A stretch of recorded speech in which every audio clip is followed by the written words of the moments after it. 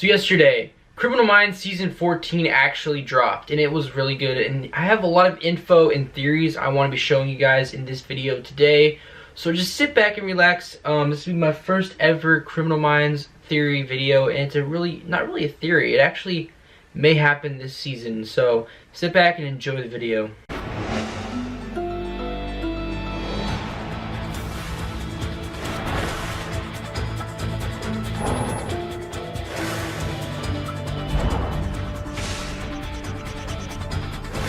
So this theory has to do with Elle Greenaway. You may be asking, who the hell is Elle Greenaway? Only the OGs remember this. If you guys have been watching Criminal Minds since Season 1, you would know who Elle Greenaway is. Anytime after, you probably would have never heard of her because they probably have never mentioned her again. But there's a reason why. And before I get into it, if you guys watched yesterday's episode, they were bringing up a lot of stuff from the past, and that has a lot to do with my theory and like what it's about and how it relates to Elle Greenaway. So before Elle Greenaway was assigned to the FBI's Behavioral Analysis Unit, she was a part of the Seattle FBI field office, and her specialty was sexual offensive crimes. That's what she was assigned to in Seattle, and that's what the first episode took place, or where the first episode took place, was in Seattle, Washington. It was a pretty good episode. I watched it a very long time ago, actually. If you guys haven't watched the series again, you guys should really go back and watch it because it is very, very good and entertaining. I definitely recommend you watching it. And I recommend it to everyone, not even if you're into criminology and stuff, especially if you're into criminology. I definitely recommend you watching this, but even if you're not, it's a super entertaining series, and I definitely recommend you watching it. So if you guys don't remember who Elle Greenaway is, she was that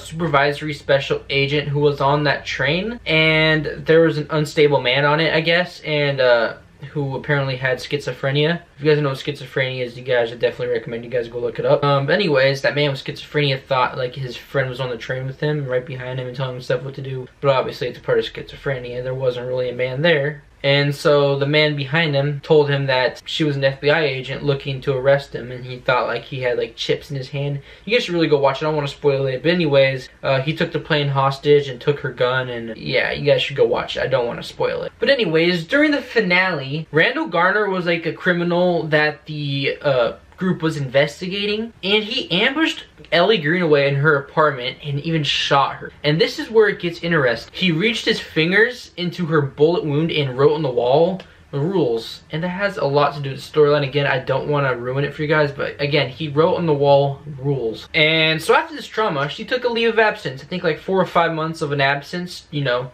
just to recuperate. It's really intense storyline, obviously. But again, just to let you guys know, he wrote on the walls with her blood rules, which is super scary, and just, it's very sadistic and very good storyline. It makes some good entertainment. So after her leave of absence, she was physically healed but psychologically damaged. You know, she was not the same, if that makes sense. Obviously, when you come back from a trauma, you are not going to be the same, and this was the case with Elle Greenaway. She was totally withdrawn and traumatized post-shooting, and she was once full of laughter and personality with the whole group. If you guys saw from those seasons she was a part of, I think she was a part of 1 or 2 seasons in the Criminal Minds franchise. It was she was a fun character. I see her as one of the original group members. That's how I see her. She became distant, she became withdrawn and hyper-vigilant. Hyper-vigilant, she was, how do you say it? Very paranoid. Yeah, as I said, she was paranoid. She had anxiety, which can come out of a severe trauma like that, which is,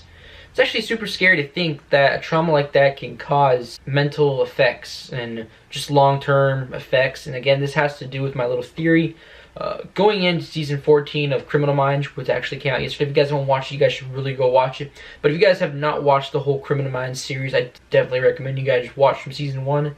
It's really good. There's about 14 seasons, as I just said.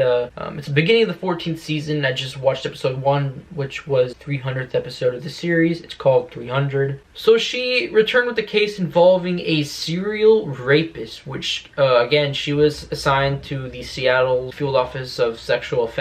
And it definitely affected her, and to the point of just so much stress and anxiety built up from her recent trauma. And this was during an undercover investigation. So she did something that she kind of regretted, and it kind of took probable cause away from the team when they had a suspect, the assailant, in custody. And when the suspect was leaving, she accused Aaron Hotchner, which is the, I guess the lead of the group of the behavioral analysis unit.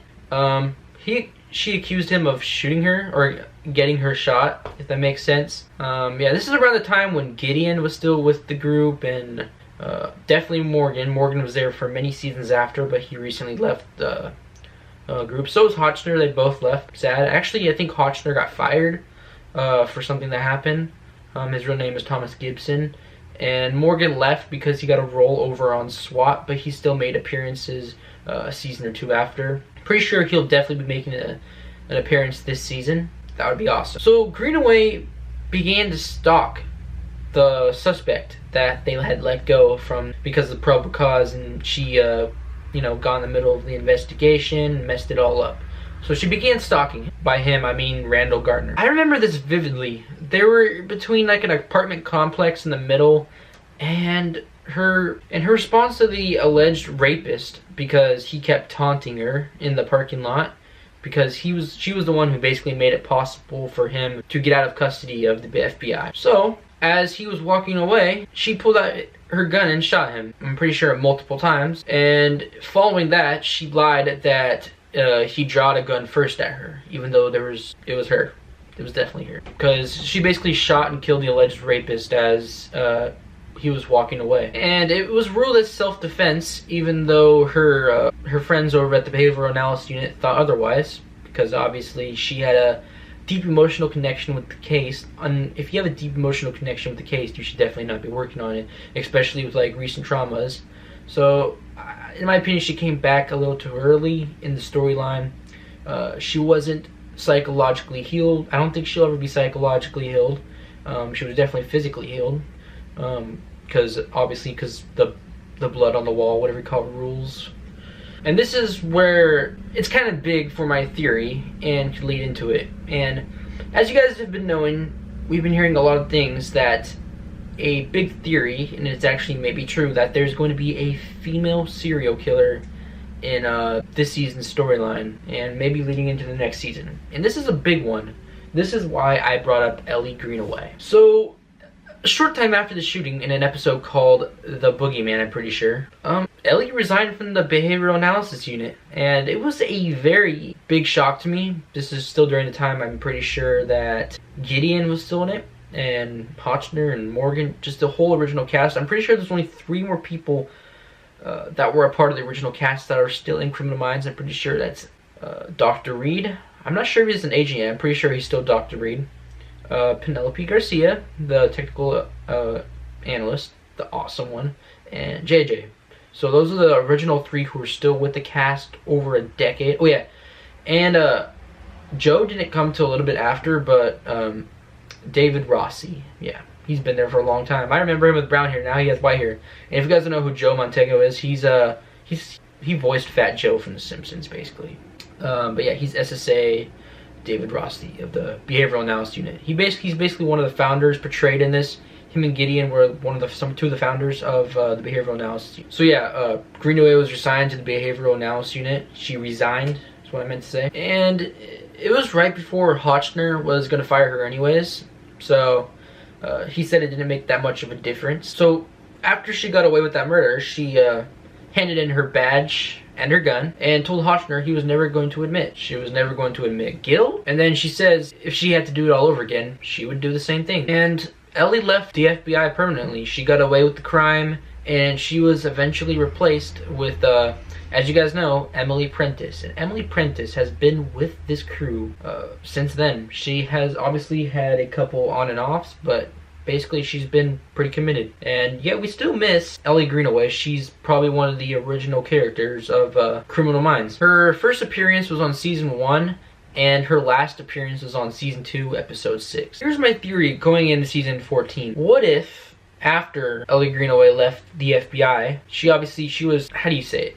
She was traumatized. And a lot of victims, not all of them, a lot of them turn out, they've had traumas in their past. They probably want to, I don't know, she probably wants to be a vigilant.